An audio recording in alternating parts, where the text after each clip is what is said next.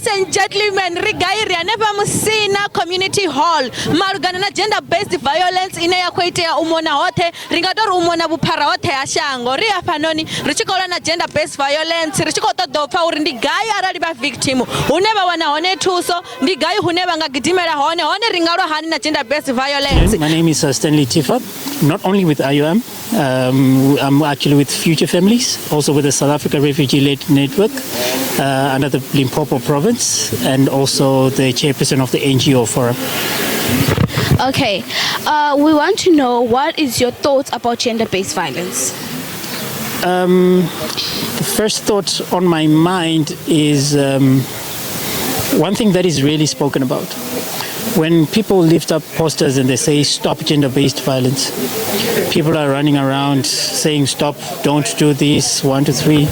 My question is, how do you stop gender-based violence? It's a question that I ask myself, which means if you're saying someone should stop it, who should stop it?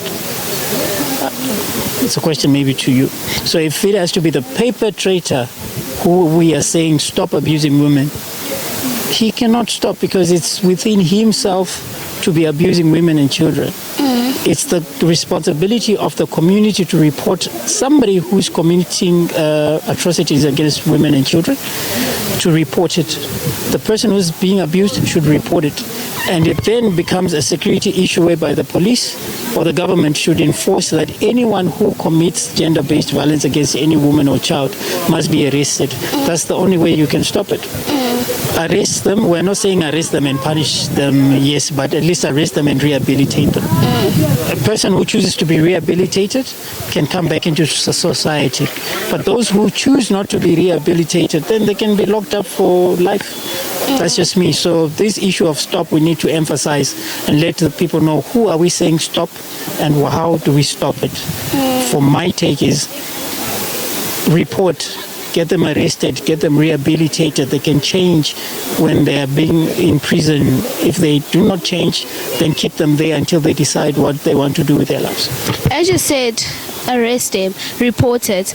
Most of the people that are facing gender-based violence do not report it because they are scared. What do you think are the challenges of not reporting gender-based violence in a community? My assumption is what makes them scared is if you report and nothing is done with the case drags for years, the person is not arrested. There are people who've been killed to say, oh, so you wanted to get me arrested, I'm going to finish with you, then they can arrest me and I will spend the rest of my life in prison. So I think the fear comes from cases which stall and the police or the government not doing anything with those cases that are reported. Okay, so gender-based violence does not only happen to women and female children, but also to men. What can men do? Because some men are embarrassed to go to the police and say, I've been abused by something. What can men do to also stop this problem of gender-based violence? I think for men, we need our own safe space. And gender-based violence should not be a matter that is reported at the police station for anyone and everyone.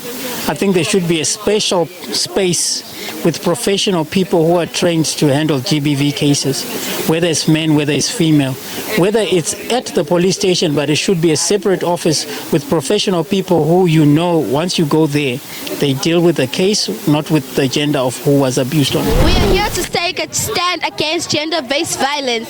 So many people have been going through gender-based violence but stay silent. What do you understand about gender-based violence? Gender-based violence is the disease of which now it's taking over from South Africans, of which we need to fight it, where men are being abusive towards women and children. So what are the most common forms of gender-based violence that are happening here at our areas? Or especially at Musina? It's rape and beating one another. Okay. So when it comes to GBV, these are the silenced people who can't even go and open up. What do you say about them?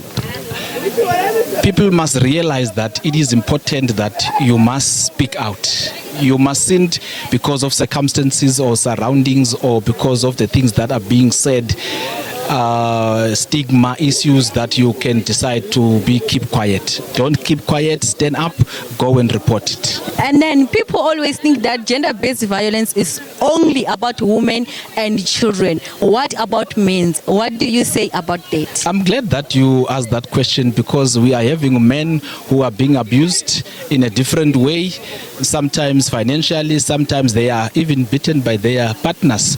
But it's become a shame when someone come and report it. That's why also they keep quiet. So I also encourage that people must come out and talk.